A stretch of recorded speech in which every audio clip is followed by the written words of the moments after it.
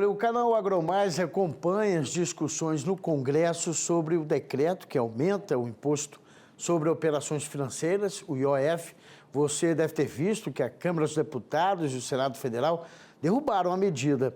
A reação prevista pelo governo, como foi dito há pouco na reportagem, pode ser a judicialização, ou seja, recorrer da decisão na Suprema Corte.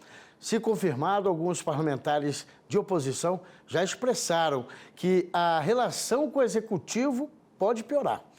Quem vem analisar este climão entre poderes é Davi Andrade, advogado e analista político. Seja muito bem-vindo, uma boa tarde. Boa tarde, Fábio. Boa tarde a todos. Pois é, Davi, o clima realmente ficou quente, porque houve uma série de reuniões e parece que estava tudo já mais calmo, mais ameno, mas as eleições aí estão próximas, né? Então, quer dizer, os parlamentares pensam diferentes, né? Fábio, assim, o que começa errado tende a terminar errado, né, Fábio? Essa história começou errada quando o governo quis, novamente, sob o ponto de vista de arrecadação, resolver um problema fiscal. Então o governo lançou mão numa canetada de um aumento de IOF, quando o ambiente no país não admite mais aumento de tributo. A sociedade, o setor produtivo chegou no limite, aliás, já ultrapassou o limite há muito tempo, né? E o governo veio com mais um capítulo de arrecadação para resolver o problema fiscal, um rombo fiscal, dar uma remendada, foi um remendo para resolver um problema de urgência, sem demonstrar nenhuma preocupação com soluções estruturais, sem propor redução do custo da máquina estatal, sem propor modificações estruturantes no orçamento. Então o governo veio com mais um remendo num ambiente que não admite mais isso, ninguém dá conta mais. Essa solução do governo Lula de tentar resolver o problema fiscal com mais arrecadação, ninguém tolera mais. Isso o país batendo recordes e recordes de arrecadação fiscal, né? E o governo gastando mais, 2 vezes mais, num ritmo 2 vezes maior do crescimento de despesas em relação às receitas. Então o Congresso se viu na obrigação mesmo, né? E um fato histórico foi citado aí, a última vez que se derrubou um decreto do Executivo foi no governo Collor, pouco antes do seu impeachment, né? Então, esse é um fato também histórico e simbólico. Isso é raro de acontecer. Mas e por que aconteceu?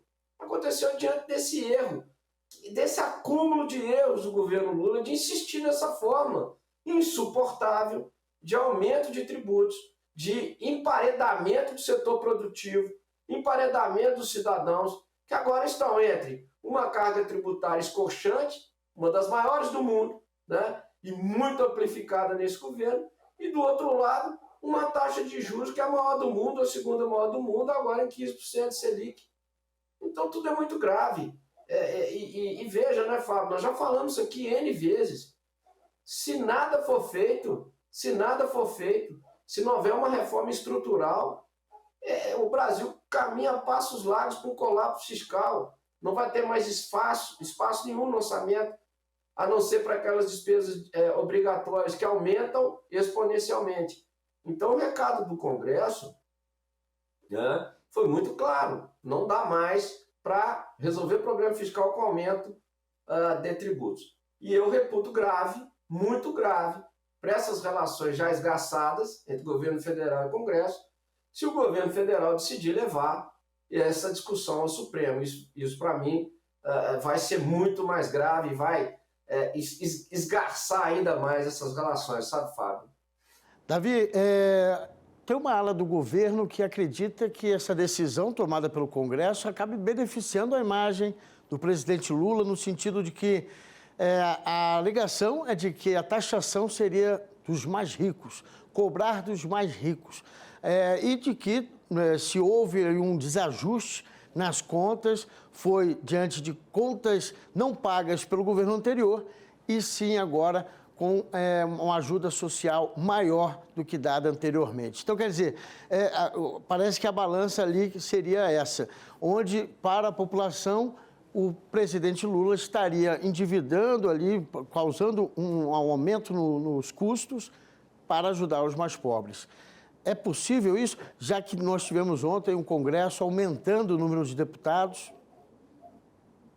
Esse é o discurso fácil, Fábio, é o discurso do nós contra eles, é o discurso dos pobres contra os ricos. Esse é o discurso do governo Lula, esse é o discurso do presidente Lula. Mas nós analisamos aqui esse aumento do IOF e ele não impacta essencialmente os mais ricos. O IOF é um tributo que incide sobre toda a cadeia de operações financeiras. E essa mudança anunciada pelo governo atingiria fortemente o crédito rural. Como é que você pode dizer que um aumento desse não vai chegar na mesa do mais pobre via aumento do custo dos alimentos? Se eu estou atingindo na origem o crédito destinado ao produto rural, e aqui nós estamos falando especificamente do agronegócio, como é que eu vou dizer que isso é um tributo que vai atingir só os ricos e não vai atingir os pobres? E quando eu empobreço, emparedo o setor produtivo, a quem eu atinjo?